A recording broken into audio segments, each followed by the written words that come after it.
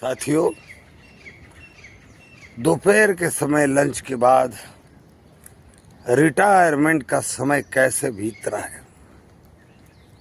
सोचते हैं कि सो जाओ, आराम करो, लेकिन घर में लगी हुई तस्वीरें उन दिनों की याद दिला देती है और अपना मन भूतकाल की उन सारी घटनाओं में उलझ कर रह जाता है। जीवन में जैसे जैसे उम्र बढ़ती है, जवानी की तरफ बढ़ता है व्यक्ति, कई मित्र जीवन में आते हैं, कई छूटते हैं, मनुष्य आगे बढ़ता है। कई सहेलियां भी जीवन में आती है, क्योंकि वो भी तो अपने साथ पढ़ती है। मन भले कोमल होता है और उसी कोमल मन में किसी न किसी लड़की की प्रति की आसक्ति, उसके प्रति का मोह जन्म लेता है। मन उसके तरफ आकर्षित होने लगता है, उसका मन भी अपने तरफ आकर्षित होता है। हम सबका जीवन पहले क्या था, किसी लड़की से, किसी महिला से बात करने को भी पाबंदियाँ थी, अच्छा नहीं समझा जाता था। मैं बड़ौदा शहर में तब आया जब 5वीं कक्षा में था, यानी तकरीबन 8 वर्ष का था तब बड़ौदा में आया। और हमारे समय 8 वर्ष की उम्र भी बहुत ही खेलने कूदने की हिम्मत वाली, ताकत वाली उम्र हुआ करती थी। जलगांव डिस्ट्रिक्ट का रावेर तहसील में बसा हुआ 1000 लोगों की बस्ती का मेरा गांव, 2-4 मुसलमानों के मकान, कोलियों के मकान, महाजनों के, पटेलों के मकान मिलजुल के रहते थे। सुबह 5:30 बजे अजान की आवाज़ आती तो मंदिर से विट्ठल विट्ठल की गूंज उठती। एक तरफ अजान की आवाज़ से, एक तरफ मंदिर में से घंटी की आवाज़, विट्ठल विट्ठल की आवाज़ आती। सवेरे सवेरे अपने आप मन बड़ा ही प्रसन्न होने लगता। फिर स्कूल जाना, स्कूल से भाग आना, गांव से लगे हुए खेत, गन्ने के खेत, केलों के बगीचे। मेरा गांव महाराष्ट्र में दूसरा पंजाब है, जहां पानी की कमी नहीं। तापी नदी के किनारे पे बसा हुए जितने भी गांव हैं रावेर तहसील के, केलों के बागान, अमरूदों के बागान और इन गन्नों के खेत, इस ठंडी के मौसम में चने के खेत, बड़ा वातावरण आकर्षक। फिर मेरे पापा गुड़ बनाने का काम करते, गरम गरम लावे जैसा गन्ने का रस उबलता, उसे देखता और लावे जैसा चिकना चिकना रस बाल्टियों में भर कर रखा जाता, उसे देखता। उन दिनों की याद आ जाती है दोपहर को। कितने साथी संगी जीवन में आए, कितनों के साथ मेलजोल हुआ, दोस्ती हुई, फिर छूटते गए। कितनी पढ़ाई के दौरान सुंदर सुंदर लड़कियां जीवन में आई, मित्रता बढ़ी, आगे बढ़ते गए पढ़ाई में, क्योंकि कैरियर का सवाल था। गरीबी भारत के चारों ओर थी, मिट्टी की सड़कें, और उन मिट्टी की सड़कों पर दिन में 1-2 बार बस आती और पूरी मिट्टी उड़ती, अच्छे अच्छे के कपड़े खराब हो जाते। फिर वो बस की टिंग टिंग, वो 50 पैसे या 10 पैसे का टिकट। बस आई तो बस को देखने के लिए दौड़ पड़ती।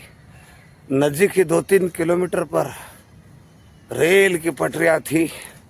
भुसावल से निकलकर दिल्ली, इलाहाबाद, हावड़ा की तरफ जाने वाली मध्य रेल की वो रेलगाड़ियाँ, डीजल इंजन, मालगाड़ियाँ, कोयले वाले इंजन, झुक झुक झुक की आवाज़, सीटियों की आवाज़, वो सारा नज़ारा नज़रों के आगे कल घूम रहा था।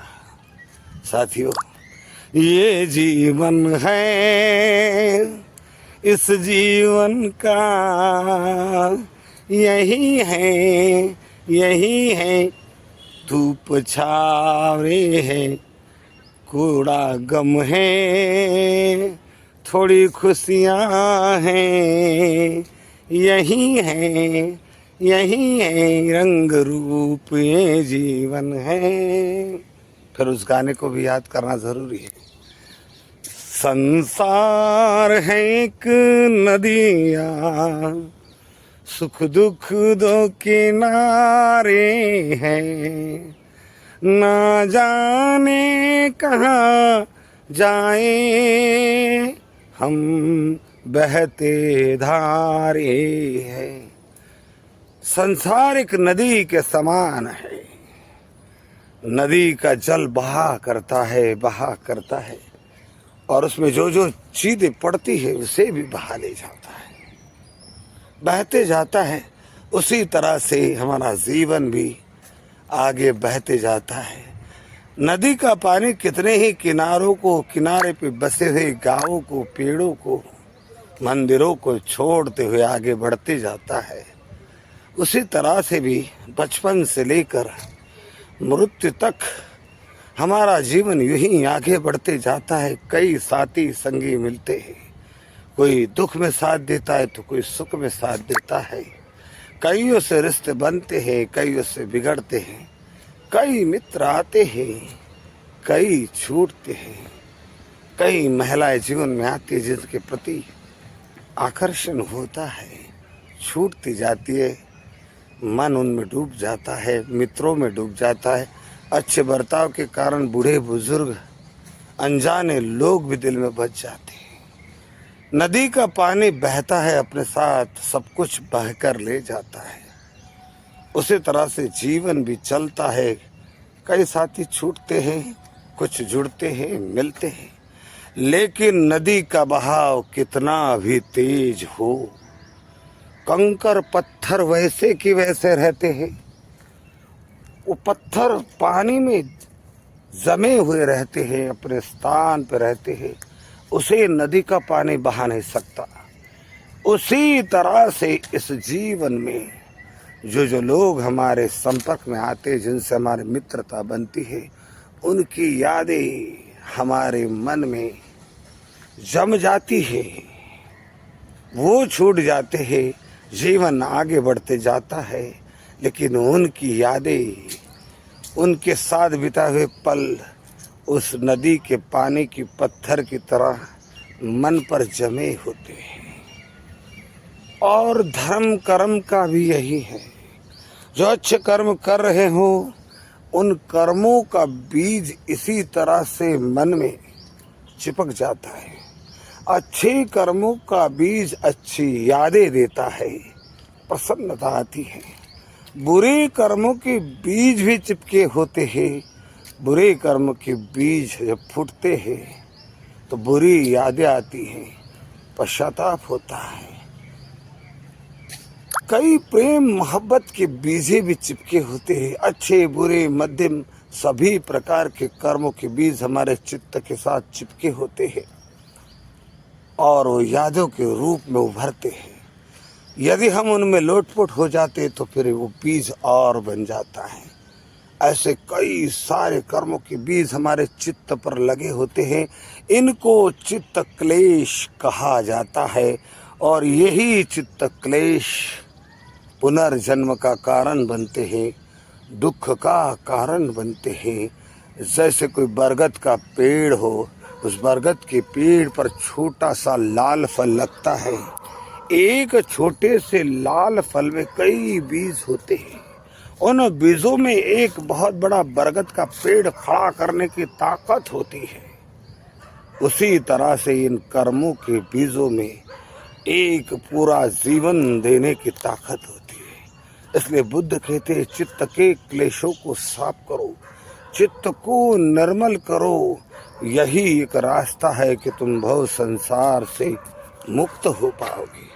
किसी ब्रह्मा के भरोसे जीवन जीना, मंत्र तंत्र कर्मकांड धार्मिक विधियों के हवाले अपने आप को कर देना, या कुंभ मेले में जाकर मैली गंगा में जाकर डुबकी लगाकर ये तर्क कर रहे ना कि कहते आए कि गंगा में डुबकी लगाने से, नदियों में नहाने से पाप धुलते हैं। अपने आप को मूर्ख बनाने जैसा है। अपने जीवन को धन्य बनाने के लिए, दुखों से मुक्त होने के लिए, बहुत संसार से मुक्त होने के लिए चित्त में बसे हुए कुकर्मों के बीजों को फोड़ना होगा। सत्कर्मों के बीजों को हवा देनी होगी, पानी देना होगा और उनका संग्रह बढ़ाना होगा। तो ही हम एक अच्छा जीवन पुनः प्राप्त कर सकते हैं। और जीवन नहीं चाहिए, बहुत संसार से मुक्ति चाहिए, तो चित्त को संपूर्णतया साफ करना होगा, निर्मल करना होगा। तो निर्वाण और संबोधि प्राप्त होगी, पुनर्जन्म नहीं होगा, भव संसार से सच्ची मुक्ति प्राप्त होगी। बुद्धिज्म प्रैक्टिकल धर्म है। अनुभव के कसौटी पर कस के जो आदमी आगे बढ़ता है, अपने मुकाम पे पहुंचने से उसे कोई नहीं रख सकता। नमो बुद्धाय।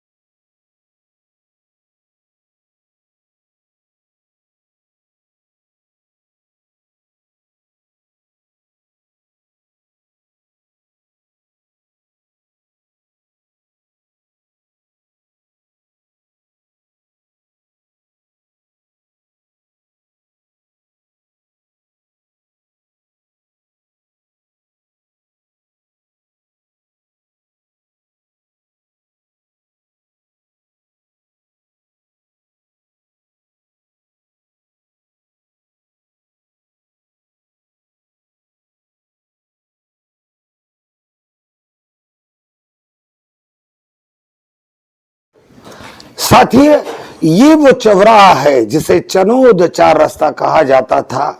इसी चौराहे पर डॉक्टर बाबा साहब की प्रतिमा, महात्मा ज्योतिराव की प्रतिमा, छत्रपति शिवाजी की प्रतिमा लगाकर उन्होंने इस चौराहे को त्रिरत्न चौराहा का नाम दे दिया।